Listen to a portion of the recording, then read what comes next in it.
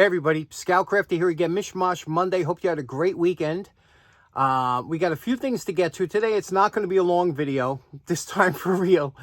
But we do have a project that Big Vic sent over a care package of stuff a while ago, and we were looking through it, and there were two really rusty, beat-up tools. And I know a lot of you like to see a nice before and after on certain tools, especially if they're unsavable, and these are pretty close to unsavable. Let's see what we can do and to get them back in service. Now, Vic also sent these over. These are a little bit obviously harder to do. You see the condition that they're in. This thing is almost frozen shut. I can't even open this, you know. I mean, this thing is really shut. What do you say we dump these in 5 gallons of vinegar, come back and see what we can do? Okay, this is 24 hours in the vinegar, also scrubbing with a hand wire brush twice, pulling it out of the vinegar, scrubbing, put it back in. But a total of 24 hours. As you can see, you got rid of most of the rust, but this is obviously not protected at all. In fact, this will flash rust very quickly. This will turn orange. So as soon as you take it out, we put it into a bath of baking soda to neutralize the acid. Still, it's going to flash rust. Now what you got to do is you got to wire brush it, treat it, whatever. This here is a wire crimper or splicer. And I'll talk more about that later. Although I've never used one, this is what they're called. This one has some markings on it. We should see better when we wire brush it. So that's what we're going to do now. We're going to wire brush. We're going to take this apart, hopefully. And you can see when you have one here, you can see there's no nut here. So this is probably just, I'm sorry, no bolt head, just a nut here. So we're going to heat a little bit of heat here and take this off and separate these so we can clean it up. Okay, now we used our breaker bar, okay, breaker bar and a socket. Took off the nut. Nut came off, no problem. Now you could see, you have to look closely because you look here, and when you open and close this, you see how this turns with this piece? See that bolt is turning with this piece? And if you turn on the other side, you see it's turning within. So that means that this piece is somehow pressed in here. So what you want to do is you want to separate these, and to do that, you got to bang that out. Now, anytime you have a stud that's sticking out of something, you don't want to bang on it directly with a hammer because it'll mushroom the top. So if you have a nut, especially one like this one that came on here, screw it down so that it's not quite flush. You see what I mean? It's just below flush, below the surface, so you won't mushroom it. Take a hammer here. I'm using a brass hammer, and a couple good raps should dislodge it apart. You see how it's starting to come apart there? And you just do that. Sometimes you have to back it out a little bit more to get a little more travel until this, you see that? See how it's coming apart? And that's how you get them apart. Once you unscrew the nut here and you pull these, this should come, there you go. And you can see it's in beautiful condition under there, but that's okay because we're going to wire brush and we got a lot to do on this. This is in really rough shape. But you got to pretend that they're just forged castings and you're going to start from new. Okay, here's our post wire brush evaluation. When you're doing projects like this, you have to always stop and decide what you want to do. For example, you see here on this this one here, and again, it is SH, okay? SH Co. New York, US. Maybe there was an A after that. Can you see that? SH Co. New York, number 724. Now, with these here, we can get this finished down. Now, a lot of people like to jump right away to bluing because, you know, bluing's easy and it covers a lot of imperfections. If you try and cover this with bluing, you're going to see these imperfections under the bluing. So if you're going to do it, you paint is good. You can paint it, but paint chips, and but it does cover these little imperfections. But if you're going to blue this, you have to go a step further, get rid of all these pits, okay? As for this part here, these trimmers or clippers, you can see here, these are just too far. First of all, you could take this blade off. It's peened over here. I could probably get that screw up, but then you'd have to take this out, peen a new pin in here. There's no new blade, so, you know, you're kind of working with the same thing. This is totally pitted. So this is that point where you say, okay, look, you know, there's no way you're doing a kind of a restoration on this. So now you want to see if you get these just to work And these you can make pretty nice, okay? So that's where we're going to go. Now, with these cutters, to get these to cut, this goes on to here. And you can see here, this is already bent down. You can see here. So this has to be bent back, but it's not just that. This blade has to come close and almost rubs against it. So this surface has to be flattened out, cleaned up.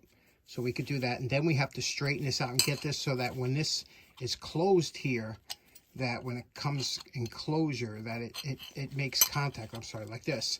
When it comes closed like this, that it'll have a nice distance between it. So first thing we'll do is we'll flatten this surface out, bend it back, and then we'll work on the other one.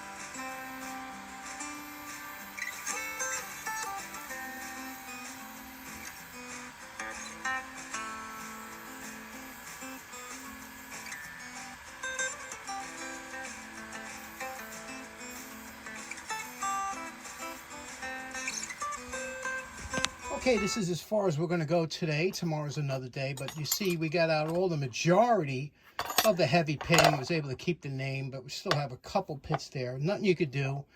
We're going to, bluing, like I said, will help a little bit because it will hide some of the things. And we got this blade nice and sharp, so this should work good. Okay, tomorrow we'll continue.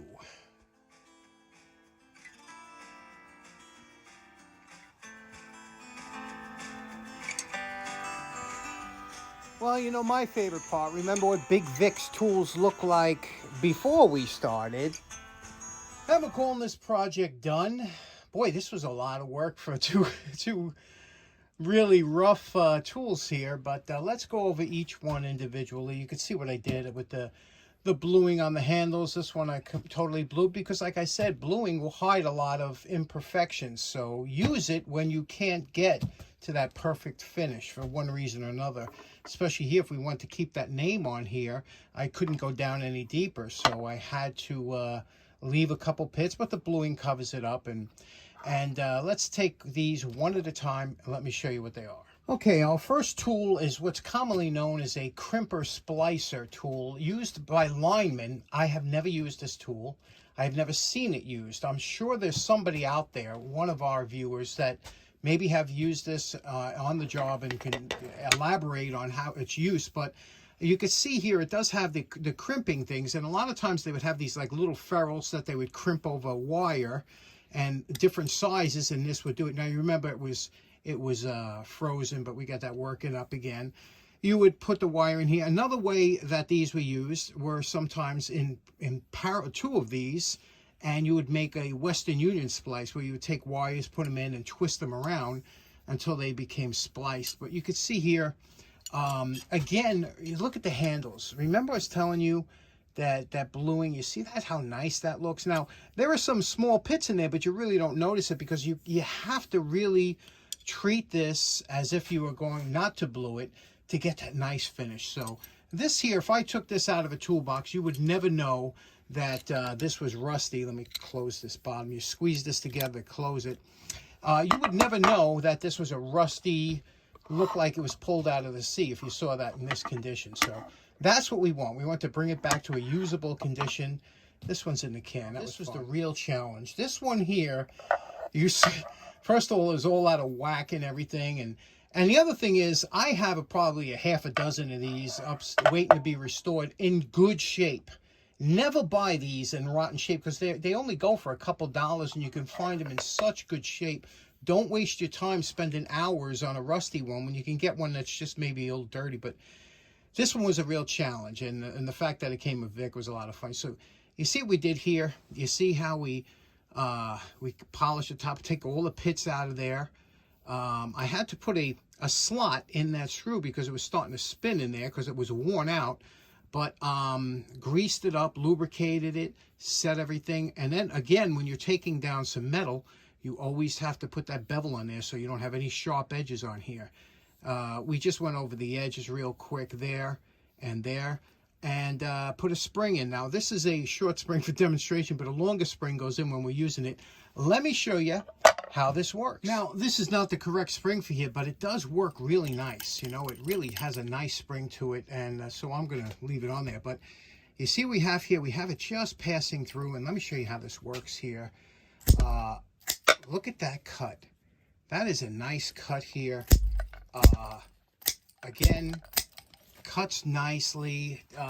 It works. It's back to working condition. Something we'd never think, when you looked at it at first, you never think that you'd see it. But that's what it's basically for. It's meant to cut these. They use these especially in gardening, things like that, when you're going to transplant, whatever. But I use the anvil type for cleanups. But there we go. What do you think of this? Okay, so in closing, special thanks to Big Vic for sending these over. I'm sure he got a kick out of seeing them done and, you know, the condition they were before. Everybody likes to see a good before and after, right? We all love that. That's one of the best parts of this hobby, to take a non-functioning, broken, or misused or abused tool and bringing it back to something you could be proud of, or hang on your wall, or put in your toolbox and make it perfectly usable again. That's what's great about this.